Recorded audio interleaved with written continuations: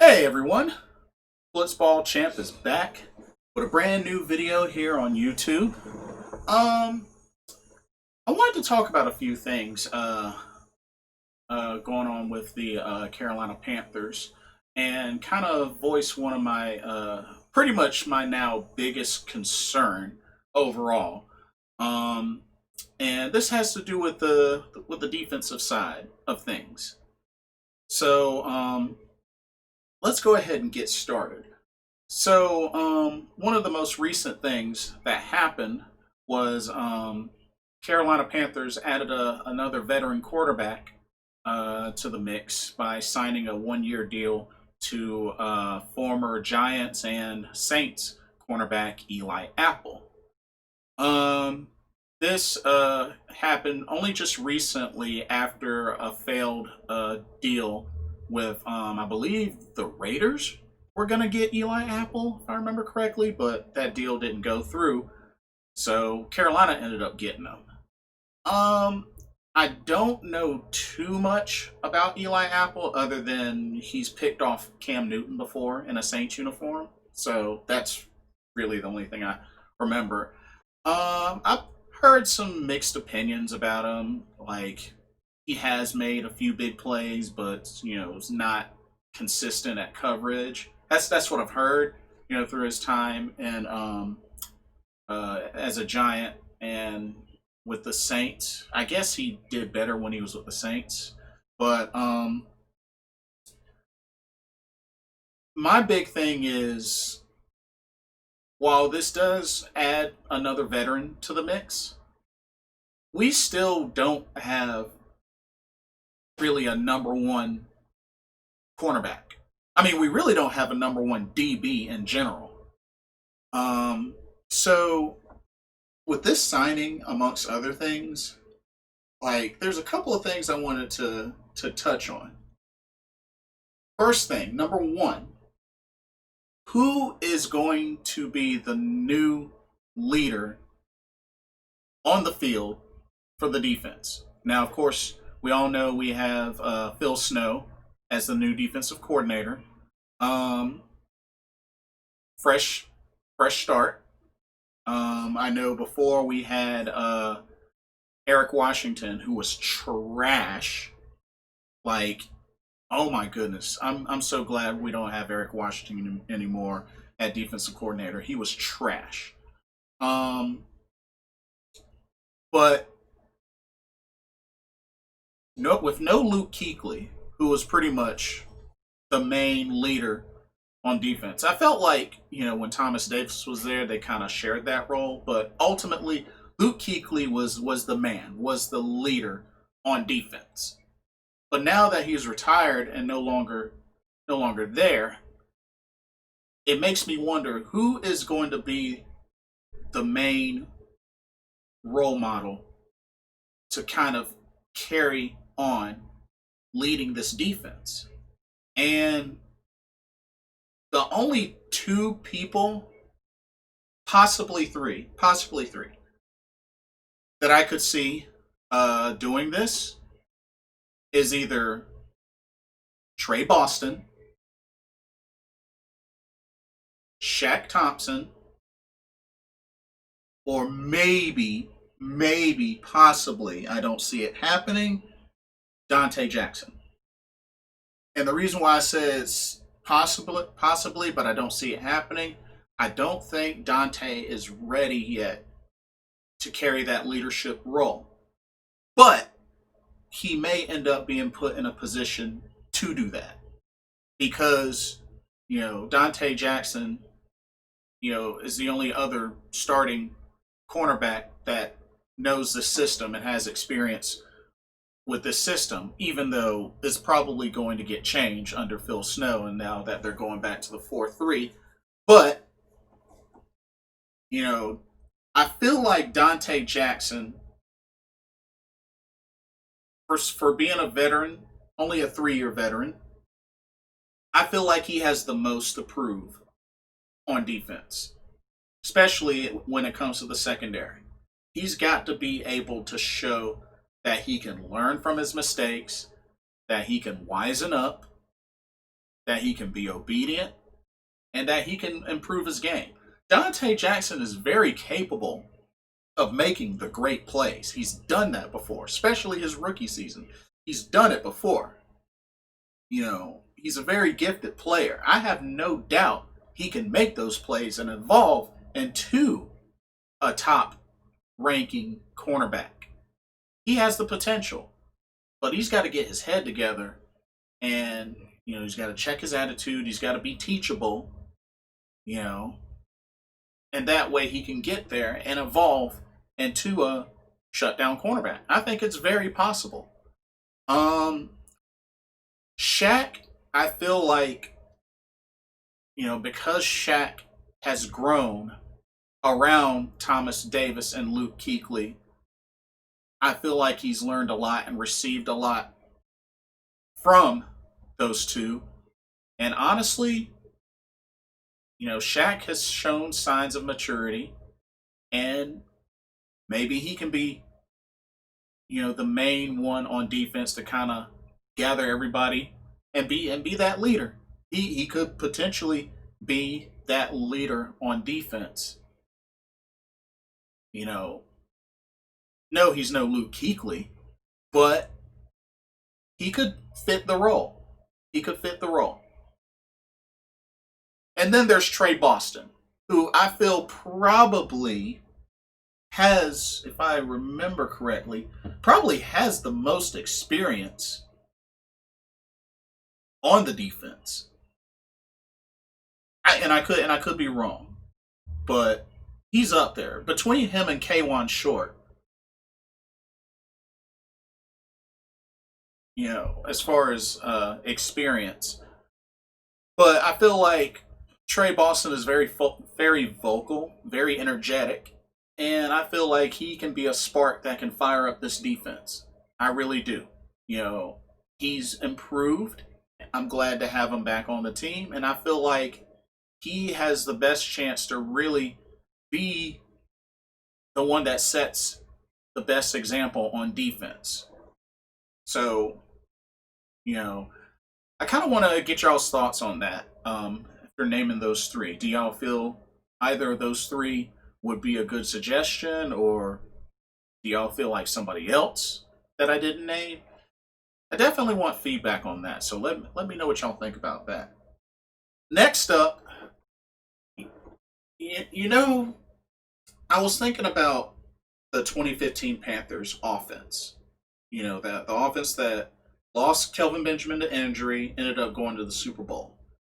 We really didn't have a number one receiver during that time. Cam did a great job spreading the ball to different targets. Cotchery, Ted Ginn Jr., Billy Brown, Greg Olson. This one thing that Cam did was really Brenton Burson. He spread the ball out. He did a great job at spreading the ball out. So I really feel that we're probably going to see a lot of movement in the secondary. It may be safe to say that the starting two cornerbacks are probably going to be Dante Jackson and Eli Apple. But you know what? I think there's going to be some mix and match. And the reason why is it's really hard to say who's going to be the main one that's going to have the most success in being able to guard the top name receivers like Mike Evans and the Michael Thomases and the Julio Jones and the Calvin Ridleys, and we have to be able to cover these receivers. I mean, they're in the NFC South. So it's a big deal. It's a very big deal. And, I don't want to experience another Julio Jones 300-yard receiving game. So I think there's going to really be some mix up and kind of shuffling of the secondary. Because I mean, you got folks on there, you know, that we signed and drafted. You know, we got the Troy Pride Juniors, we got the Jeremy Chins, we got the Kenny Robinsons. I mean, you know, some of these are hybrid that can play the multiple positions. Who else do we have? Stanley Thomas Oliver the third. You know, Corn Elder. I mean, we have to really look at a lot of stuff. Derek Thomas.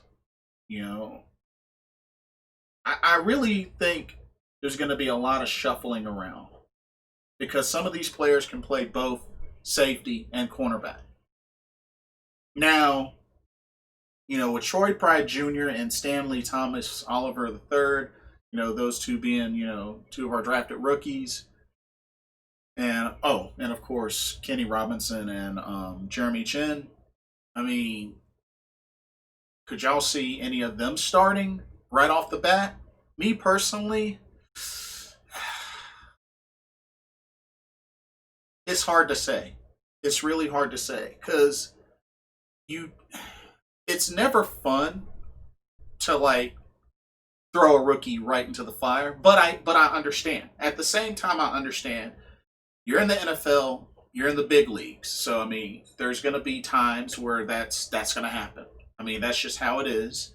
You know, there are going to be times where you know some rookies are going to prove themselves, and you know they end up blowing up into you know big stars starting out. You know, some are hit or miss, and that's just how it is. You know, but I really feel like there's going to be some mixing up of the lineup. You know, there are going to be times I feel that some are going to play in the slot and some are going to cover out wide, and I think it's going to be situational. I think it's going to be situational.